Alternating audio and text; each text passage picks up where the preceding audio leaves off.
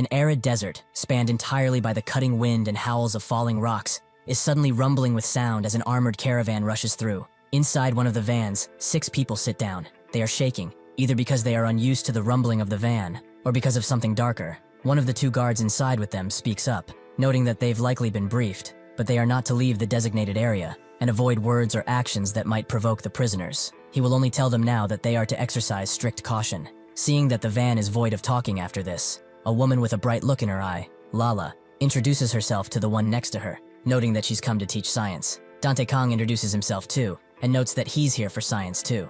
They shake hands, Lala finding it a nice coincidence, and Dante guessing that science had the most sign-ups. The other teachers begin piping up too, one by one noting that he's here to teach ethics, another music. The other 2 teach math and art. Their sections aren't as popular either. The music teacher notes that he feels like he can breathe now. They didn't say a word until this point, which he found weird. The ethics teacher looks out, noting that everyone was just really tense, as who could have imagined that they would end up here, in the world's largest prison, which has been compared to hell on multiple occasions, Fogland. Lala plays it off, noting that he shouldn't scare them so much. Anyway, it's called an international prison, so what could go wrong? The ethics teacher notes that it being an international prison makes it all the more suspicious. Does she know the story of how Fogland came to be? 50 years ago, in the middle of a desert, a massive meteorite crashed. 5 years later, all the world's great powers joined forces and built a prison on top of it. The music teacher perks up. That's why there are so many urban legends about it online. Like that it's there to imprison aliens or things like that. The ethics teacher confirms as such. He crouches down,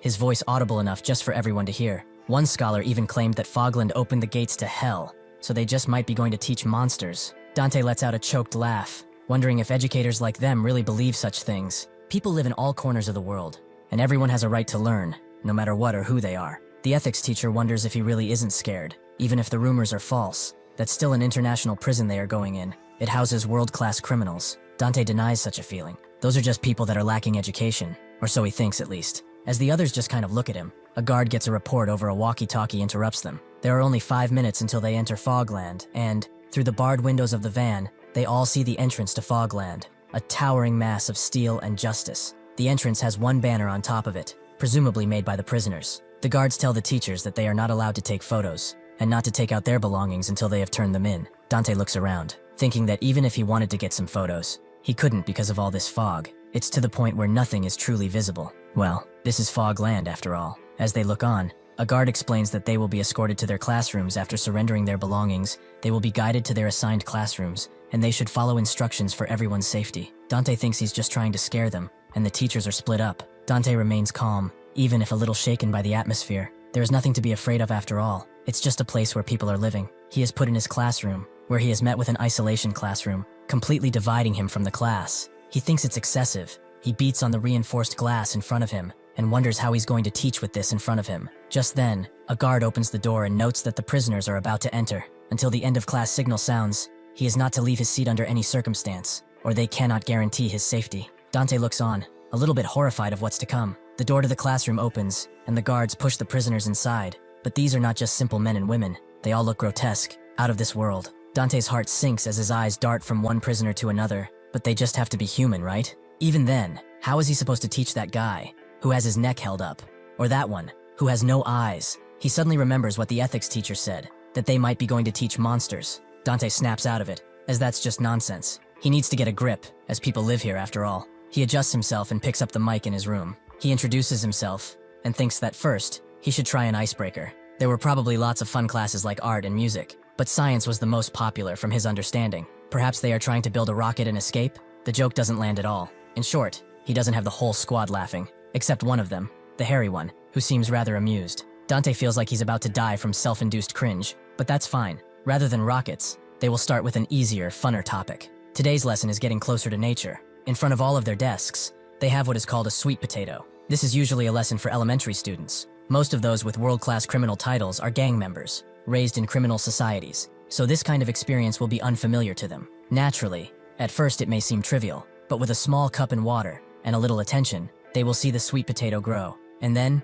they will surely learn the value of life. He continues his explanation. All of them in Fogland are classified as dangerous criminals, but even so, today they came to learn. They are like this sweet potato, because they have an infinite capacity to grow, regardless of their environment. So from today onwards, they will try to grow sweet potatoes. One of them perks up, the prisoner whose head looks exactly like a sweet potato. asks if he's saying that he's one too. Dante did not mean it like that. He didn't even see his head shape before saying this. He suddenly stops explaining, as he hears and sees a bunch of them just chomping down on the raw potatoes. Dante tells them not to eat them, as they are supposed to watch them grow, but then stops himself and thinks, just what are these people? Even so, they did not come involuntarily, so why on earth are they here, if not to learn? Suddenly, one of them grabs his attention, telling him to stop talking about stupid shit, and tell them how to make fog already. Dante is a little taken aback, but connects the dots. This place does have a lot of fog, but are they curious about how it's created? The prisoner becomes annoyed. Seriously, a scientist who doesn't know fog. Dante notes that he's just a teacher, noting that this must be some joke he's trying to make.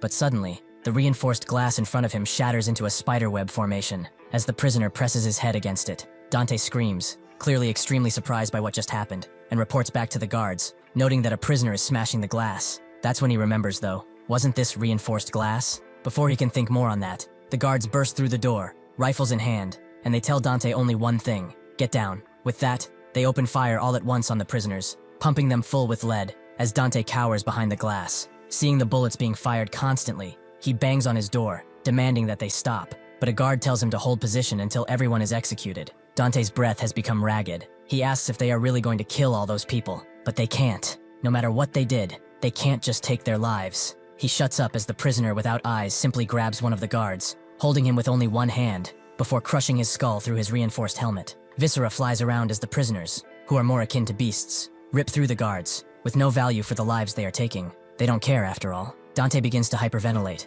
His eyes begin to narrow as the last vestiges of consciousness fail him. Before that though, he sees one lone prisoner, who hasn't even touched his potato, and has remained perfectly still. The thing is, that prisoner saw him too. Prisoner 182. Suddenly Dante begins to rustle awake. The first thing he sees is a fan, which has probably never worked, and besides him, someone crouching down. He opens his eyes better, revealing that person to be a prisoner, who looks at him as he gets up, his blue eyes boring into his. They remain like this for a while, until Dante asks who he is. That's when he looks around and realizes that he's trapped here, in this place. He asks where it is, and the prisoner says it's his house. Dante is confused, but as he looks at him, his mind begins to steady, and realizes that he really is in front of a prisoner. However, he wonders what had happened prior. He only remembers the riot, the guards who came in, shooting the prisoners, and how brutally they were killed. And he, at that moment, passed out. Dante asks if this is inside the prison, which makes the prisoner nod. Then he asks if this is Fogland, which makes the prisoner nod again. Dante begins to form an idea of what happened. Was he the one who brought him here? The prisoner nods again, and puts the potato he got from class in front of him. He wants him to teach him how to grow sweet potatoes. Dante's world crashes onto him. He thought this was just ignorance, but this is out of the bounds of common sense. He begins to quiver in anger. His breath becomes shallow as he begins to scream. He brought him here because of something stupid like growing sweet potatoes? Because of fucking sweet potatoes, he dragged him into a den of psychopaths. His mind is reeling. This is dangerous. The ethics teacher was right. These things aren't normal. They rip and tear until there's nothing left. He's going to die. He's really going to die. He looks at the prisoner, thinking that he's hiding something behind his back with his right hand. His mind steadies, his brain overridden by instinct. He smashes his shoulder into the prisoner, making him fall to the ground before clasping both of his hands on his throat. He thinks that he has him. This guy, compared to the others, is nothing. If he stays calm, he can handle the situation. Now, he only needs to take his weapon away. As he looks through, he sees that he doesn't actually have anything in his right hand. It's just gone. He calms down and ties down the prisoner to the bedside with his tie. He apologizes for the violence, but he got in danger because of his stupidity. Getting kidnapped while inside prison is absurd. He wants to grow sweet potatoes, right? He apologizes, but he can't teach something that is brainless. He tells to just eat it, and wonders when the guards will come, or when is mealtime at least. He looks around outside, thinking that after such chaos, the prison must be on high alert. The security forces are probably searching for him, and once he sees a guard or someone, he can get out. Unfortunately for him though, because of the intense fog, he can't see a damn thing in front of him. He begins to scream out, asking for help as he pushes the door, but then it suddenly clicks open. As he wonders why a prison door is open, he steps outside, where he sees where he really is. This place is more akin to a favela, and right below him, there are countless more similar buildings, all built along a large crater. He falls on his ass, as there's no way that this is a prison. He's panicking again, screaming, asking where he took him. Suddenly, 182 pushes his hand over his mouth and tells him to shut up. He's been yelling non-stop, and it's attracting attention. He can't leave this place, so he should just shut up and live. Dante can't believe what he's hearing. Live? Here? In this damn dump? He is a citizen. He doesn't belong here. He's not like the drags of society that live here, not like him. Suddenly, a fat prisoner appears over them, making Dante just stare him. He sees his scarred body and unreadable expression. Dante begins to cry a little bit, noting that this wasn't directed at him, and 182 looks at the prisoner, asking what he's looking at. Before Dante can react, the fat prisoner socks him, and he ends up half naked on 182's floor, who says again that he told him to shut up. Dante tells him that it's his fault now, even his clothes are gone. Why does he keep doing stupid shit that gets them in trouble? Does he seriously not think? Why did he pick a fight with a monster like that, when he doesn't even have an arm? Suddenly, 182 gets up from his sitting pose, making Dante think that he said too much. 182 slowly undressing doesn't help the situation either. He apologizes immediately, thinking he's about to become someone's bride. Instead of doing that though, 182 hands his jumpsuit to him and tells him to put it on. Dante is amazed by what just happened, but also by 182's body, which is covered in scars and toned. He slowly dressed into the jumpsuit, thinking that he should be more careful. As he zips it, Dante realizes that if he wears this, the rescue team might not recognize him. As 182 scrounges up through his belongings, he tells him that there's no rescue team looking for him. The guards were all killed. It's better if he doesn't stand out from the prisoners. That's just how it is in Fogland. He puts up another jumpsuit on him, a much dirtier one, and notes that they should go eat. Dante, hearing this, realizes something. Since it's mealtime, then maybe he can meet a guard. Inside the prisoner city, the fat prisoner from before is singing cheerfully, as the suit he got fits perfectly, like it was made for him. Those glasses he had too, they looked really cool. Maybe he should take them too. Suddenly, someone calling him honey asks where he got that outfit. The fat prisoner immediately bows down as much as he can, and explains that he found a nerd in the tofu village, a nerd with glasses, who just moved in. The boss understands, so that's where he was then. The fat prisoner agreed. He dared to wear fancy clothes, so he took them, as they were pretty cute. Suddenly the boss impales the fatty's head with his blade, making him fall to the ground, dead. He doesn't bother wiping away the blood on him. He just smiles, as he finally found who he was looking for, their dear teacher. Dante looks around and sees only a forest of thick cement, with residents that look like camouflage, and their eyes, those of starving beasts. He walks, a piece of rebar in his hand, right next to 182, wondering if these things are really human, or just beasts. This is Fogland. It looked like a prison at first, but it's more like a jungle. He asks if this really is a prison, as it's way too strange. Who built this? 182 just asks what, making Dante raise his tone, noting that it's weird. People are walking around freely. Some of them even seem drunk. Plus, those three over there, he wants to know if those are just decorations or something. Fogland was built by the United Nations. How could a place like this turn into a hellhole? 182 tells him to shut it, as his voice is too loud. Dante questions himself, wondering what he is doing. Why is he expecting him to explain things kindly? Is this Stockholm? This guy next to him is a kidnapper, and those eyes are similar to the others. He's just as dangerous, so he shouldn't trust him. They make their way to a place called the Chow Hall, where sure enough, people are eating, and rather normally at that. Dante picks up a tray too, and is confused by how normal everything looks. He takes a peek beyond the line and spots something, an actual honest-to-God guard, amongst the prisoners. A smile appears on his face. He can't believe it. He calms himself down though, as he still looks like he's just an inmate. He has to act as civilized as possible. He will show this man that he is different than this monster's. After 182 asks for extra ham, and is subsequently denied it, it's his turn. He asks the guard if he is a guard, and he says that he is. Dante comes closer, noting that he is a teacher assigned to the inmate education project. He was kidnapped during the riot by the man in the mask on his right, who can absolutely hear him. He probably knows there was a riot. If not, he should contact his superiors immediately, as they must be looking for him. Suddenly, Dante sees a line of drool coming out of his mouth, and looks into his eyes, only to find basically nothing. Before he can ask what is going on, the server smashes him over the head and tells him to get out if he's not going to get anything. Dante just has his tray filled with basic stuff, and as another prisoner eats from it, he looks on, completely defeated. He wonders what those eyes were about. Was that guy not a guard, perhaps? No, he was wearing a guard uniform. He even had a badge. However, he isn't seeing any other guards or officers. Are they looking for him? What's this situation about? In his heart of hearts, he realizes that something is extremely wrong, and that he is, in fact, screwed. At this rate, he will be stuck forever, just like this bastard next to him. He calls 182 as student, and notes that he wanted to grow sweet potatoes, right? This is his last resort. He will teach him how to grow sweet potatoes as much as he wants, but in return, he wants help getting out of here. He has decided to use his stupidity, but unfortunately, 182 isn't as stupid as he thinks he is, and asks if he thinks he's an idiot. Dante tells him that this is not what he meant at all. He said he brought him here because he wanted to learn how to grow sweet potatoes, right? Once he teaches him, he will have no reason to stay, so he will leave, right? 182 says nothing for a bit, then states that to get out of here, he has to become the supreme leader. Dante asks what that is. Is it like a boss or something? 182 tells him someone like him couldn't do it anyway. Dante never wanted to, but does he mean that only the top leader can contact the outside world? 182 raises his fork in the air and tells him, ascend or fall. That is the only way out. Dante doesn't understand. He should explain better, but 182 is done with the questions. Dante gets it. He's not going to help after all. He gets up, noting that there's no point in staying near him anymore. He's getting out of this filthy, horrible place right now. He will also come to regret this, because once he gets out, he won't escape the judgment of the law. He stops himself and begins walking, as trash like him should just rot in this place forever. Suddenly he hears someone call out for a teacher, and his name specifically. Everyone turns, and Dante is blinded by the prospect of a rescue team being here. He begins screaming, tears in his eyes, that he is here. His name is Kang Dante, science teacher at a public school, age 32. Suddenly he stops screaming as he sees who called out for him, a man taller than two people at once, and he smiles as he leans to Dante's level. He says that he really wanted to see him. He probably remembers that they met already. He took his potato class.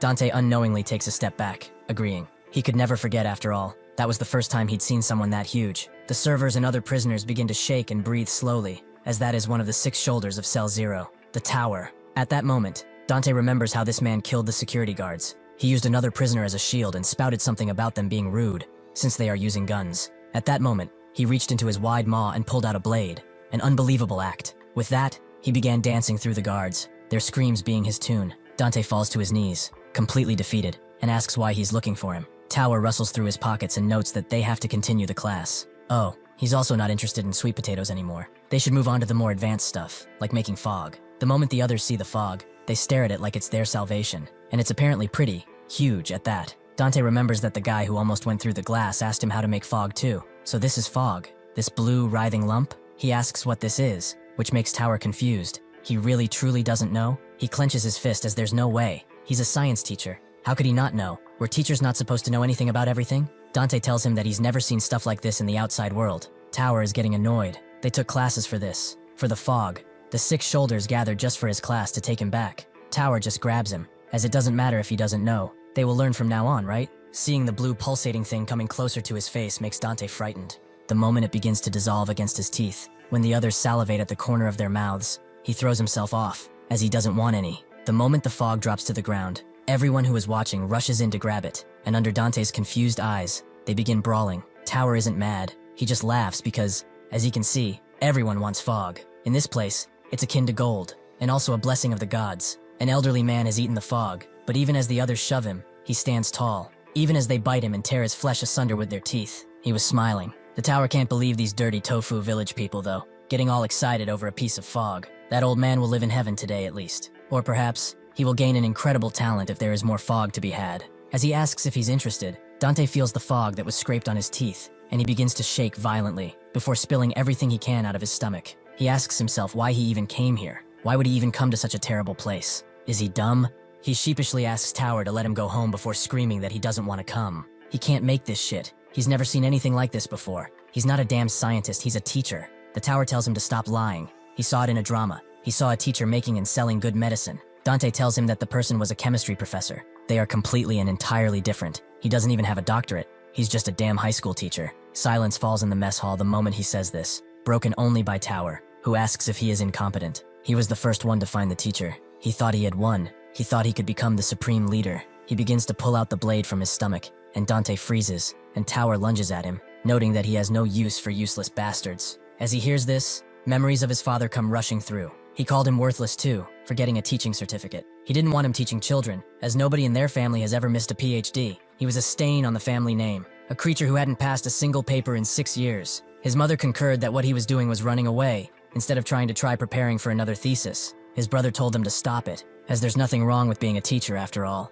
They should let him do at least that, as he's already having it the hardest. He's failed his doctorate for 6 years after all. This was his family. A father famous enough to be on TV, a mother with a doctorate in law, and a brother who became a member of a psychology society at a very early age. He too was respected on the lectern, but at home, he was treated worse than an animal. At one point, as they were having dinner, Dante showed his father a paper about the prison and explained that it's a United Nations prison. He will teach people. It's organized by the UN, and the pay is considerable. His brother knew the place. It's the one they call Fogland, right? He thought it was awesome, as he heard all the crazy people go there. Dante told him that they were people, and his mother asked why he would go that far. She is content with a steady income from the school now. His father was confused too. Why was he doing this? What kind of stunt is he trying to pull? Dante gulped and told him that giving learning opportunities to people who had few chances to learn, that is something valuable to an educator. At that moment, his brother spilled his wine over his shirt, and he was amused by just how grand that sounded. He should know that that's not professional. It's an impulse born out of the desire to be recognized. It's not that he failed to get a doctorate,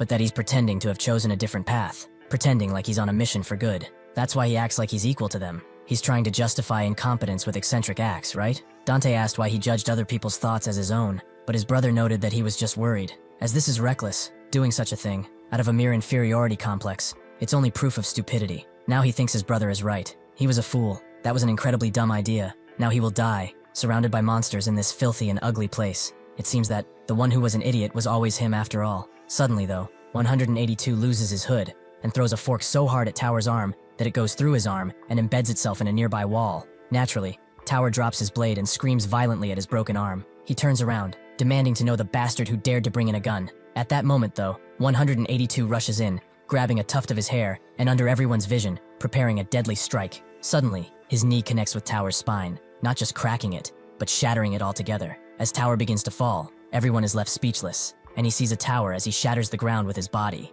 Dante looks on in amazement, and the prisoners note that a new shoulder has been born on this day. They all rush in right over Tower's corpse, the one they used to fear just moments prior, and want to hear the name of the new shoulder. 182 just looks at Dante, and notes that they should go before grabbing him and getting out of there. After they stop walking, Dante can't believe that he is alive. His body had already surrendered to death. He looks at 182 and thinks that he is strong, extremely so. He asks if that sweet potato thing was a lie. Why did he even sign up for the class in the first place? Is it because of the fog? 182 asks if he can make fog, and Dante immediately denies it and apologizes constantly, making 182 a little confused. He explains that he originally went because they said he would get new clothes. He just saw a line blocking the street, and one of the prisoners told him that outsiders had come. They said they would teach them something. Since the competition was fierce, he suggested that he line up too. 182 didn't want to at first, but when the prisoner said that he would get new clothes, he immediately slipped in line, waiting patiently for his new clothes. Dante didn't expect that to be his reason, but why then did he save him? 182 notes that he didn't save him. He saved his new clothes. However, he didn't even teach him anything, and he soiled his new clothes too, by peeing on them. Dante hadn't even realized that this was the case, and after going to the shower room and acquiring new clothes through iffy means, Dante begins washing the clothes he was given, as he wants to return them. He wonders though, is that ragged thing he's wearing a sentimental piece? Or why did he keep it if he had new clothes? 182 looks at him, confused, and points at the number on it, claiming that it's his. Dante knew that already, but why didn't he throw it away? 182 tells him that it has 182 on it. It's his, and that says 182 on it too. Both are his. Dante is becoming confused too. Does he mean that the dirty clothes are precious too? Well, he guesses he doesn't have the arm to wash them, so he will wash them for him too. After washing everything properly, they return to 182's house and dry it up. Dante takes a look at his watch. It's past the exact hour, meaning that a whole day has passed while trapped in this place. Escape aside, the monsters called Shoulders are still definitely looking for him. They might have learned his location from the earlier commotion at the mess hall, so he has to make his way out of here tomorrow. As his stomach grumbles, he thinks that he should have taken a bite out of that disgusting soup earlier. Suddenly, he notices the sweet potato 182 is keeping, and thinks that he can have a little bite anyway, as he can't grow it in this place anyway. Before he can do that though, 182 smacks it out of his hand and tells him to buzz off. Dante, defeated, notes that he was just hungry. Can he have a little bit to eat? 182 gets down and denies his request, as this is his. He etched his number on it after all. Dante thinks this is absurd and asks if he will grow it. Does he even know how to? 182 doesn't. But anyway, if he kills his sweet potato, he will kill him in return. Dante can't believe how dumb this guy is. His vocabulary is at a kindergarten level, and his behavior would be primitive if not for the few words that he speaks. However, in a way, this is rather favorable for him. He asks what if that sweet potato already has a sealed fate. 182 asks why that is, and Dante explains that he engraved his number into it, and potatoes get sick because of that. It's called browning. Seeing the worry in his eyes, Dante pushes further, noting that there is a way to revive it. Since their previous trade failed, it's hard for him to tell him this, but he will tell him one thing. He needs sunlight. Fogland's fog is thick enough to block the sunlight, so he has to go to a place with thinner fog. 182 tells him that this tofu village has the least amount of fog, but Dante tells him that it won't be enough, as even clothes don't dry well here. At minimum, he must get to the gate in front of the fortress. The entrance to Fogland, that is. Somewhere else, a craftsman is hard at work, making the best possible support for Tower using metal. He is naturally in pain, and asks how long this will heal, but one of his men tells him not to worry. He brought the best architect. The Tower wanted him to bring a doctor, but anyway, what the hell happened there? His talent has accumulated for a long time inside of the fog. The strength of his spinal bone is probably stronger than rebar, especially his neck bone, but with a single strike he shattered it. That stupid teacher is useless for now. He has to go after the brat now, as he's definitely monopolizing fog somewhere. Suddenly, a familiar voice notes that he really found the teacher after all. It's the man from before, who attacked Dante. The others didn't even notice that he was there, but he ignores their reaction and finds it amusing that Tower got his neck broken. Tower is not too pleased with him appearing in his hideout like a rat, but the man thought they formed an alliance. They said they would share if they found the teacher. Tower tells him to stop spouting nonsense. After all, he is the one who will become the supreme leader. Suddenly, the man grabs the hammer from the architect and notes that his dreams are far too big compared to the talent that he has. Tower tells him to wait. He wouldn't attack an injured person, as that would be cowardly, right? The man ignores his pleas, as when he sees bastards like him, the only thing he wants to do is smash them into pieces. He pulls the hammer into Tower's neck. This is the shoulder of Section 0. Hound. After beating everyone in the hideout to a pulp, Hound turns to his band of riders and notes that they will have to go to Tofu Village. With that, they all mount up and get going through the foggy streets of the prison. As Dante and 182 walk, Dante wonders what he has in this bag of his, as it's heavy. 182 notes that it's his, and Dante forgot to ever ask. But what is his name? 182 notes that the people around here call him One Arm, but Dante is a little confused. Doesn't he have a name? 182 repeats that this is what they call him, but Dante thinks it's rather uncivilized, so he will continue calling him 182. He also asks why he is going around wearing a mask. Is he a thief, perhaps?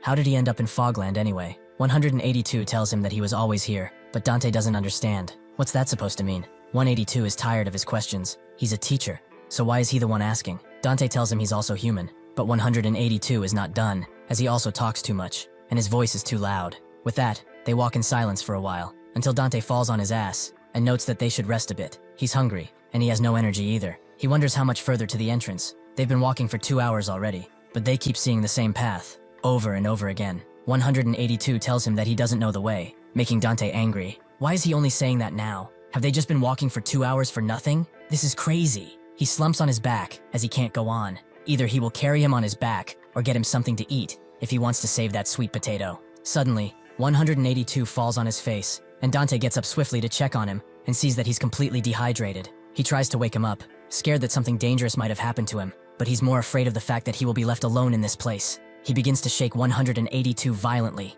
pleading, screaming at him to wake up. Suddenly, a man plummets to the ground from the air, right behind him. As Dante turns around, he grabs his pupils, opening them wide to see his eye. The man is surprised, as he's a normal person, isn't he? He apologizes for being so rude. It's just that he heard a loud noise, so he was curious about what was going on. Dante and 182 are taken to what seems to be an apartment building, and is given something to eat, which he does so greedily. The other person in the apartment tells him not to eat that fast, as he's going to get indigestion. He should eat slowly, as there's more where that came from. Dante thanks them, as they saved his life, while also thinking that he never expected to see normal people here. The man introduces himself as Rambutan, and the other as Lychee. Dante also introduces himself and notes that this is the first time he's met anyone here with whom he can have a normal conversation. He also didn't expect to see a woman here. Lychee hugs Rambutan and asks if she really looks like a woman. She cut her hair to look more like a man, as being a woman in this place makes one stand out. Rambutan explains that they came from the inside. The closer one gets to the center, the concept of blocks pretty much dissipates. Dante is curious. Are there a lot of normal people like them in the center? Rambutan doesn't think so necessarily, but Tofu Village is full of losers who get pushed to the side. Anyway, is he new, or hasn't he done the fog yet? Dante explains that he is not an inmate. It's hard to explain the details due to some circumstances, but he was kidnapped by that guy who collapsed over there. Rambutan asks if he means that he was kidnapped into Fogland, and realizes that he was probably kidnapped during the teacher kidnapping operation. Dante sheepishly asks how they know about that, and Rambutan confirms that everyone knows. The enforcers set it up beforehand. They even took over so nobody else would attend classes. Dante understands that's what happened then. But then what were those idiots in the administration doing? Rambutan didn't expect to meet the main character of that whole ordeal, and Dante asks him, even if out of line, if he's not a spy for those enforcers. Rambutan denies as such, and Lychee asks what happened, as she's never seen an enforcer like that before. Dante doesn't think he's actually an enforcer. He kidnapped him to learn how to grow a sweet potato. Hearing this, Rambutan can't help but laugh, as that's the last thing he could have expected. Dante doesn't even mind that they are laughing, in his situation, which is like something out of a dark comedy. Their laughter is like sympathy. Seeing him cry, Rambutan stops and asks if he's being held captive by him. Dante doesn't think so right now. He's just traveling with him as a makeshift bodyguard, but he probably got a heat stroke, as he collapsed all of a sudden. Lychee explains that it's limbo. It's a type of withdrawal from the fog. He probably saw the people sprawled on the streets around everywhere. They fell into limbo because they couldn't get fog. They snap out of it eventually, but if limbo repeats, their brains start to turn into mush. Dante is confused then. Just what is fog? The two look at each other, and Rambutan notes that he really doesn't know anything about this place, does he? Fog is a divine medicine that grants talent. It amplifies the talent one never knew they had, or one they yearn for. Dante asks if something like that is possible. and Rambutan notes that not only is it possible, it is also allows one to transcend human limits. With this power, they are going to break out of prison after all. Dante stares at the two of them, both in awe and in fear. Hound gets to 182's cell, but finds it completely barren. Well, they couldn't have gone far, but he should hurry, as the others are probably searching for him too, like Bone Eater, Nunface, Fusyback, and Drillhead.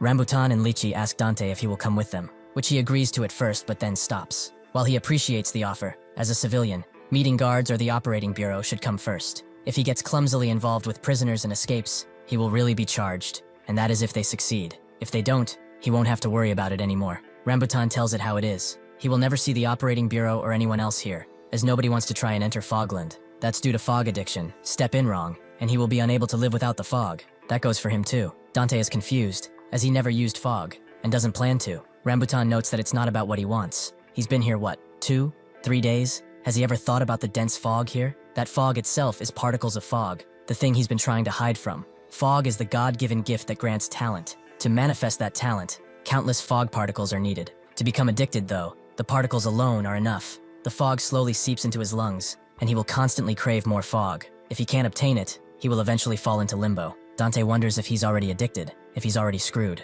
Rambutan notes that there's a chance. Limbo is the first stage when it really starts. Everyone's tolerance differs, so he cannot say when, but there is no time to relax. Dante says it how it is. Even if they are to escape, they are already screwed, addicted. Lychee confirms as such. But even so, she's never heard of anyone who left this place alive. Maybe in the distant future, natural recovery could happen, or if they expose this prison, an antidote might be made. However, they promised not to die here, and Rambutan agrees. Even if they fall into limbo and forget each other, they will be, at one point, under the same sky. Dante is feeling annoyed, but their feelings are real. These two really mean it. Suddenly, 182 wakes up, and everyone notices, looking at him like a phantom. Dante wonders what they should do, as he doesn't need to waste time on that sweet potato. What if he tells him he will escape with these two? Will he attack? What if he kills them? Like that guy. 182 pulls out his sweet potato and asks if the coast is clear. Dante doesn't know how to answer, and Rambutan asks why he is so afraid. He's just a fog zombie. Once someone falls into limbo, they'll have no strength until the next fog,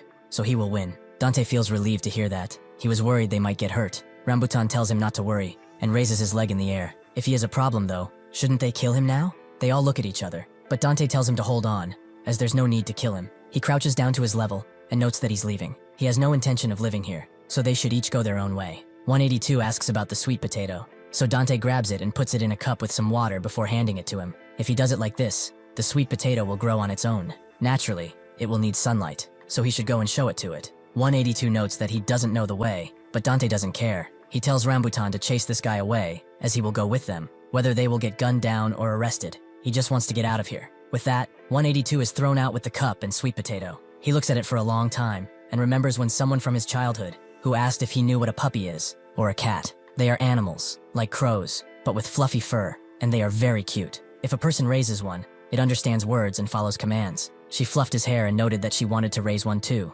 someday, when she got outside. With that memory, 182 reaches for the potato, as he does not want to let go again. Somewhere else, a few prisoners measure something. It apparently moved 20 centimeters. The thing they are measuring being a demonic-looking thing, which is now holding a leg in its third arm. It appears that someone was foolish enough to try to escape. Inside the apartment, Dante puts his hand on the wall and asks how they are going to break out of here. Rambutan crouches and notes that he will show him. Dante's keen eyes observe as his legs charge up mysteriously, before he goes through the ceiling at an incredible speed and completely breaking through. He is shocked and asks what this is. Lychee explains that Rambutan has an incredible talent for jumping, so the plan is to simply jump over the wall. They go up to a higher vantage point, and Lychee taps a bead on her head, making her eyes glow incredibly. Using that, she begins mapping a huge part of the prison right there. Dante is amazed. A talent for drawing what she's seen only once, like a photograph. Is this perhaps all of Fogland? She explains that it's a map she made while coming here from the center. This is only a fraction of what's been recorded. Dante's mind is puzzled. If this is only a fraction,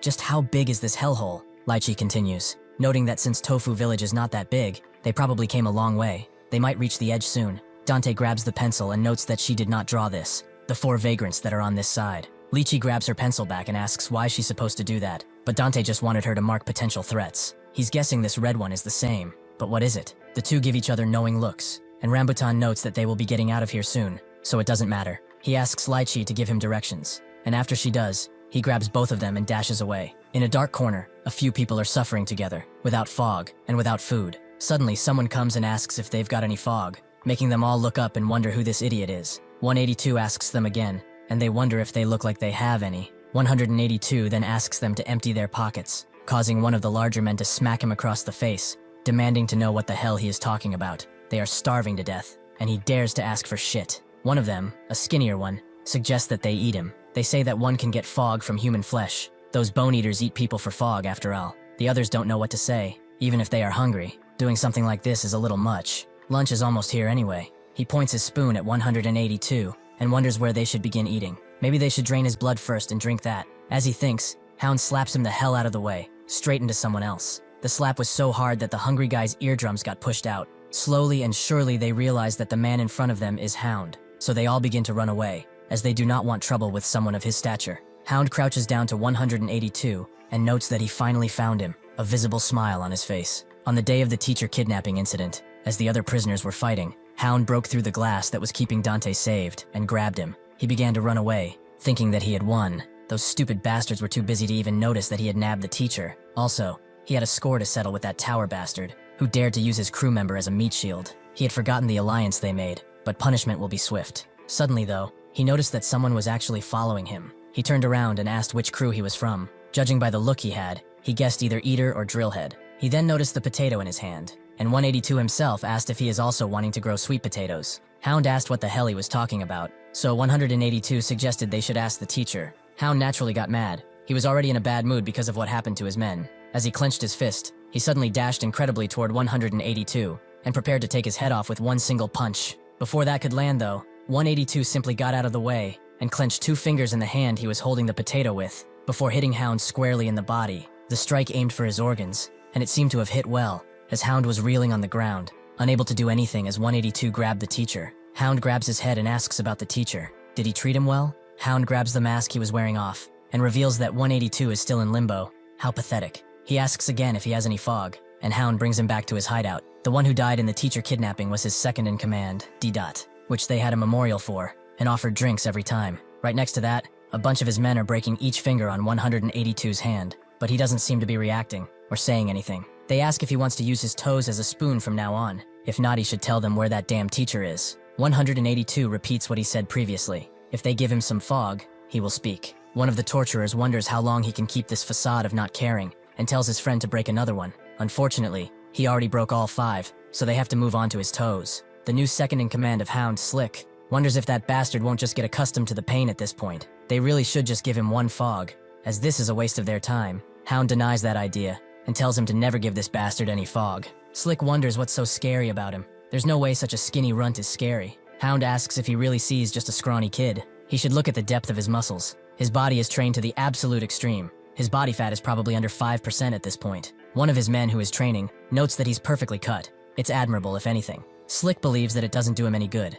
One also needs body fat if they don't want to take big hits. Hound notes that he probably doesn't feel any pain, since he's not reacting at all to the stimulus they are giving him. Slick notes that the other shoulders have begun to move as well. The news that the teacher is in Tofu Village has been spread. If the teacher falls into the hands of another shoulder, they won't have a chance. He thoughtlessly broke the alliance first, before D-Dad even died. No matter how much he thinks about it, killing Tower was a mistake too. Hound tells him that it was no mistake. To those who harm their brothers, only blood awaits. He shouldn't act like a worthless bastard. Slick says that if he thinks about it more, that's what he actually meant. They need to gather fog, as D-Dot would want that too. He wouldn't want them sulking around here. Suddenly, Hound smashes his fist on the table and grabs his drink, noting that they will never let D-Dot's death be in vain. For him, they will definitely ascend all at once. He cheers for their fallen brother, and the others do the same. But suddenly, he spits what he was drinking out violently, and crouches to the ground. They all gather around him and ask if he is okay, and Hound tells them to not to make a fuss, as he was just choking. That's a lie though. When 182 hit him,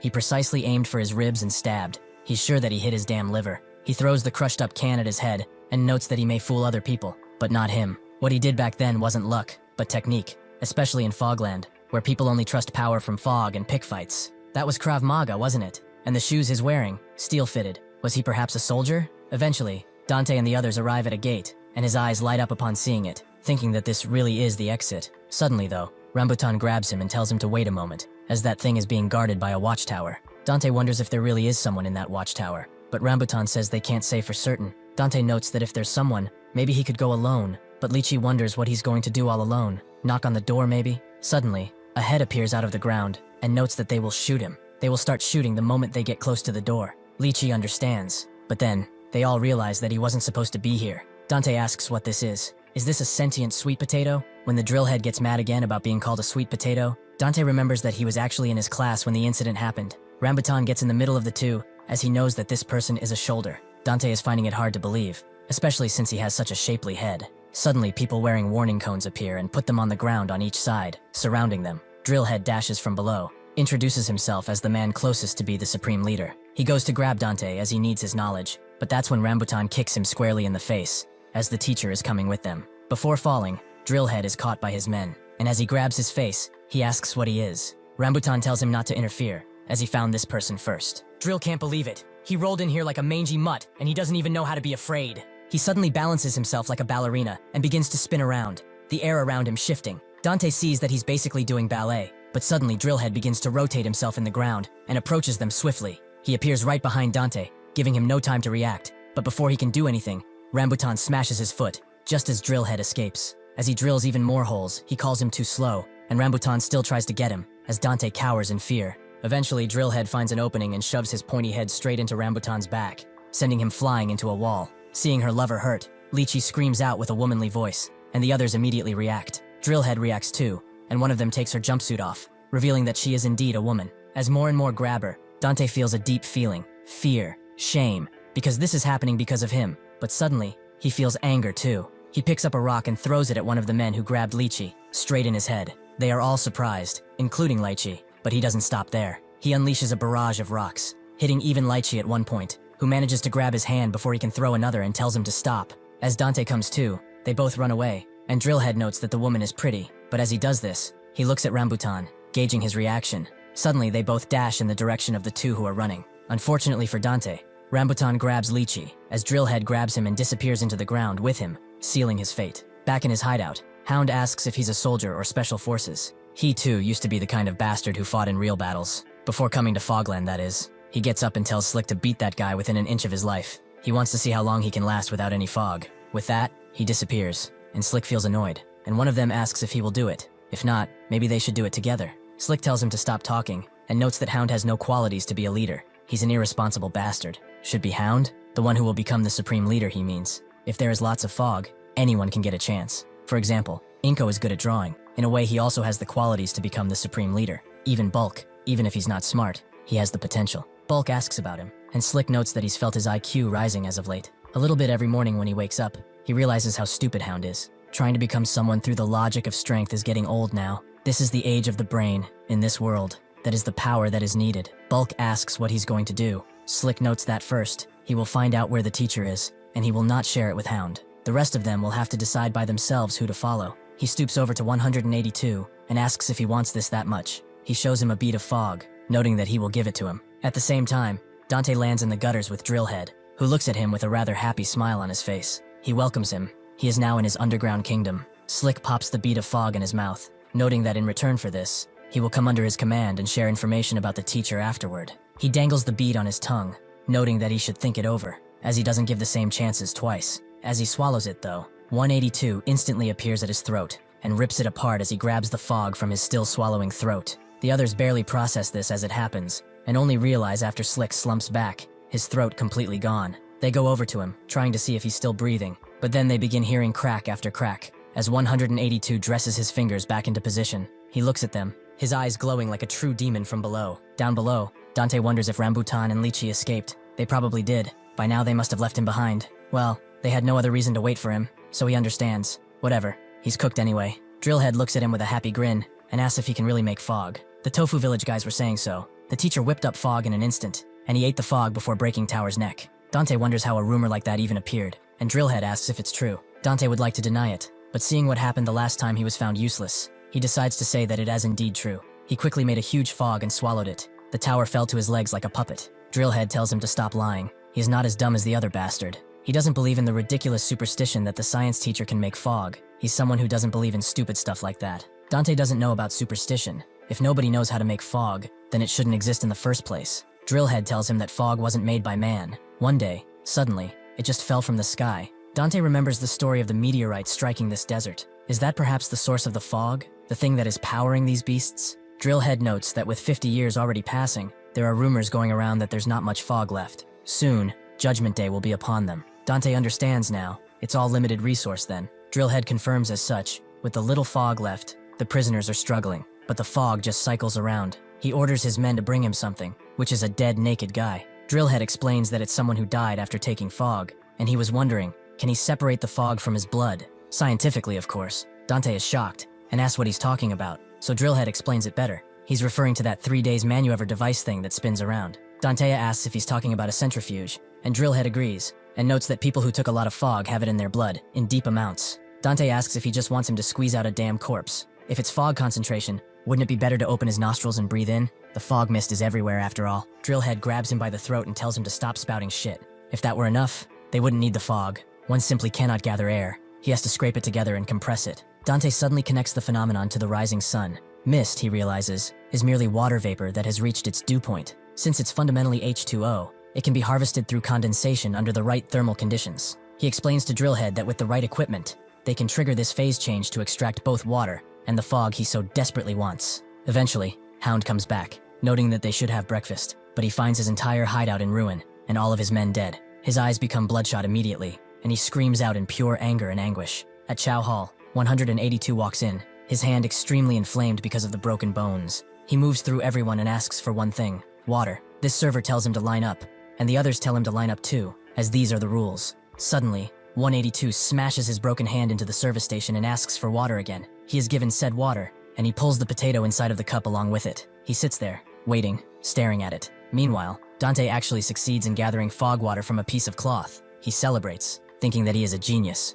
Now nobody can touch him. 182 continues staring at the potato, but it doesn't grow. It seems he was fooled. So the teacher, he will have to kill him now. Rambutan and Lychee begin asking around. They find an innocent-looking man and tell him that they can escape together. There is definitely a way out of here. The innocent-looking man seems puzzled at first, but then pulls out a combat knife and tells them to get lost. As they walk, Lychee notes that no matter how dumb or naive someone looks, it's still no. In this place, there is nobody who doesn't know about that thing. Rambutan guesses that it's only Dante who does, and she notes that Drillhead's hideout is on the map she made. This is a fog catcher, a device that produces water from air in arid countries or dry regions. The principle is rather simple. Water vapor in the air condenses at the dew point when the temperature drops. At dawn, when the temperature falls, moisture in the fog is captured through a mesh-type net and thus converted into water. If one can replace the net with a breathable insect screen and shape the bottom into a curve to guide dew to the collection area, the water gathered will likely contain lots of fog. Drillhead asks what this fog water is, and Dante notes that it's water made from the pure fog of Fogland.